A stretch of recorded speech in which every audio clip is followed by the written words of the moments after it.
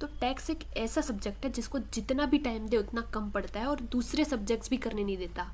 तो ऐसी क्या स्ट्रेटजी आपको अपनानी चाहिए कि आप टैक्स में एक अच्छा स्कोर कर पाए और आप बहुत अच्छे मार्क्स से पास भी हो पाए। तो मेरे टैक्स में एग्जाम्शन है और मैं आज अपनी टैक्स की ही आरटीआई आपको दिखाना चाहती हूँ। तो जिन्होंने भी जैन में एग्ज़ाम दिए हैं उन सबको पता है कि जैन 26 का पेपर टफ था टैक्स का। तो मैंने कैसे एग्जाम्शन स्कोर किया और मैंने कैसे बाकी सब्जेक्ट्स को टाइम दिया और कैसे टैक्स की स्ट्रेटजी बनाई थी अपनी, I will share you everything. पहले तो कुछ ऐसी चीज़ें होती है जो समझने में बहुत टाइम लग जाता है और वही चीज़ें मैं आपको समझाना चाहती हूँ कि मैंने कैसे की थी।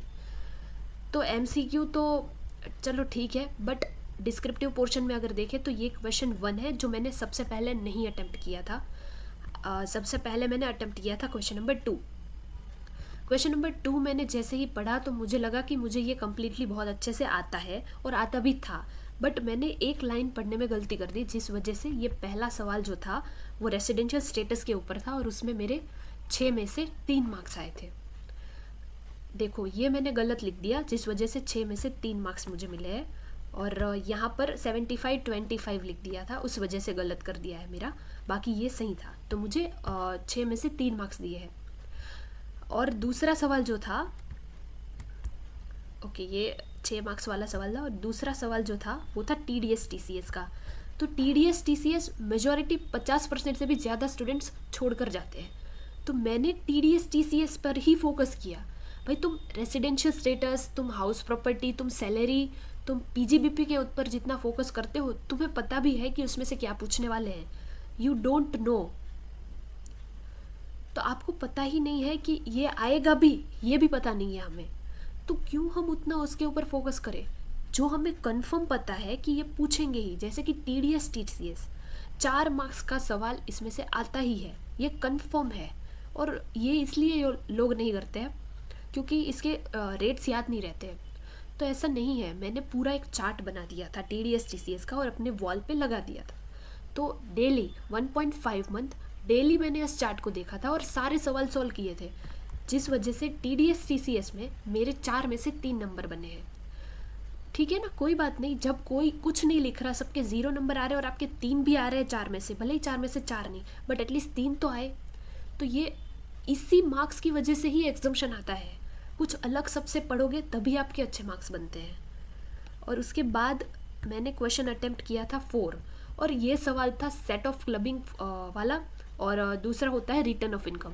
मेजॉरिटी लोग सेट ऑफ और क्लबिंग को ऐसा समझते हैं कि ये बहुत इजी है, इसका सवाल हमें आ ही जाएगा। और अगर उसके मार्क्स देखोगे तो 6 में से 3 होंगे, 2 होंगे, 4 होंगे, 5 होंगे। भाई तुम उसमें पूरा का पूरा स्कोर करने की कोशिश क्यों नहीं करते?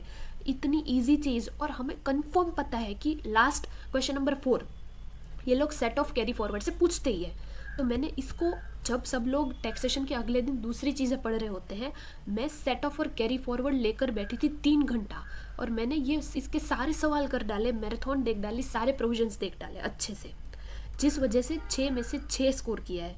अब कई लोगों का ये होता है कि आप इतना लेंथी पेपर था, हम कर ही नहीं पाए, हम पढ़ ही नहीं। भाई तुम कंफर्म अगर दिमाग में सेट करके गए हुए हो कि तुम TDS TCS कर सकते हो, तुम सेट ऑफ कैरी फॉरवर्ड का सवाल और रिटर्न ऑफ इनकम वाला सवाल कर सकते हो। रिटर्न ऑफ इनकम तुम भाई 20% लोग करके जाते हैं मुश्किल से, जबकि सबको पता है कि ये पूछते हैं। हाँ ये थोड़ा थियरटिकल है, थोड़ा बोरिंग है, पर पूछते हैं। तो इस सवाल में क्यों हम पूरा का पूरा स्कोर ना करें? यू कैन सी मेरे 10 में से 10 मार्क्स है। ये था सेट ऑफ वाला क्वेश्चन और मैंने कोई लाइनिंग नहीं करी, जबकि मेरे आजू बाजू वाले लाइनिंग करने में ये वो व्यस्त थे, मैं सिर्फ लिखने पर ध्यान दे रही थी। तो ये मेरा क्वेश्चन नंबर 4 का A पार्ट है। सारे नोट्स वगैरह मैंने अच्छे से लिखे थे और सब कुछ ग्रोस टोटल इनकम बस इतना ही पूछा था, इसके आगे कुछ नहीं पूछा था, कुछ नहीं किया फिर। और ये मेरा सवाल था। और ये B पार्ट है उसका, ये था रिटर्न का सवाल।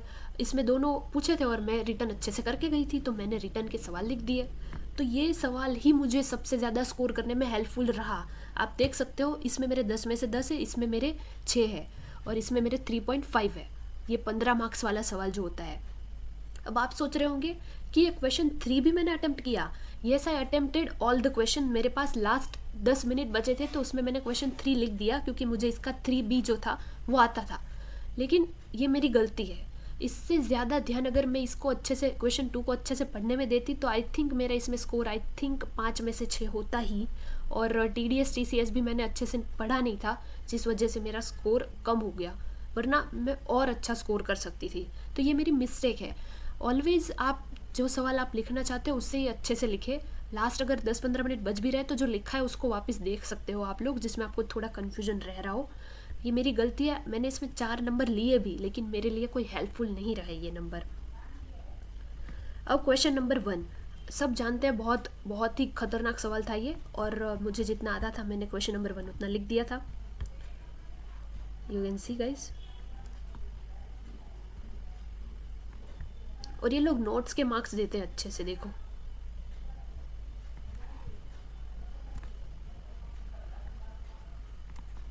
ये क्वेश्चन नंबर 3 जो लास्ट में मैंने अटेम्प्ट किया था लास्ट 10 मिनट्स में, ये अच्छे से पढ़ के करती तो ये भी अच्छा कर सकती थी मैं, सैलरी का भी।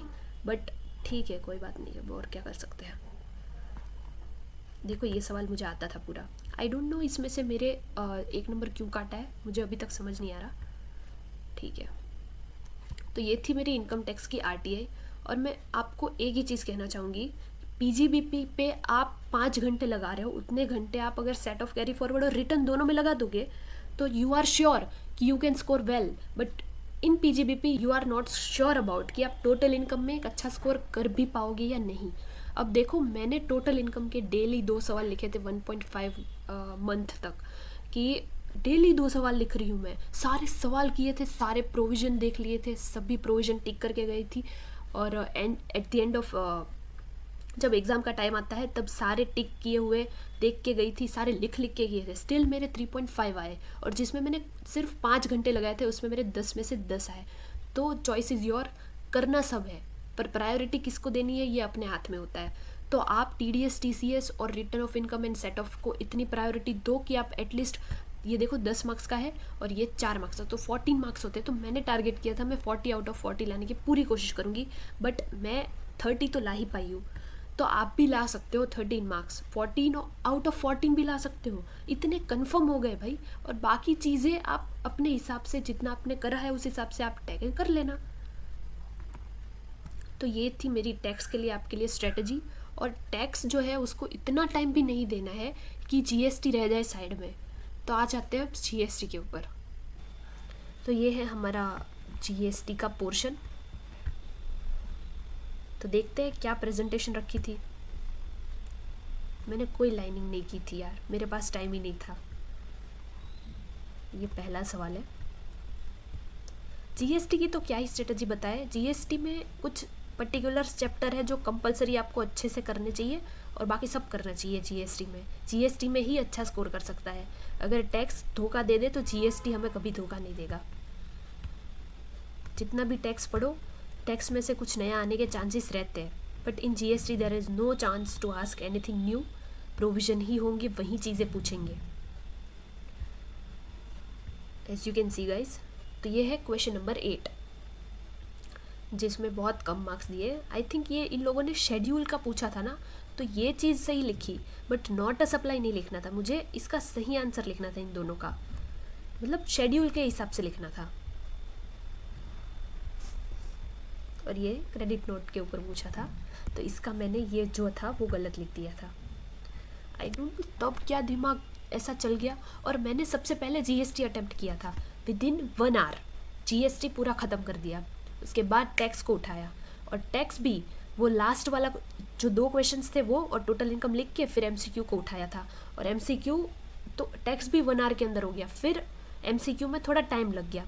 और MCQ के बाद जो 10-15 मिनट एंड में बचे थे उसमें मैंने वो वाला सवाल लिखा, जो एक्स्ट्रा सवाल लिख दिया था मैंने।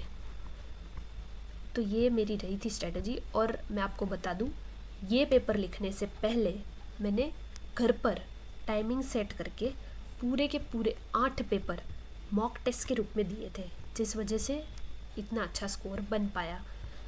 तो ये थी मेरी GST की RTI और टैक्स की RTI। और अगर आपको कोई और डाउट है, कोई रिलेटेड इशू है, कोई और भी चीज़ जाननी है, तो आप ज़रूर कमेंट करना, मैं आपको बताऊंगी।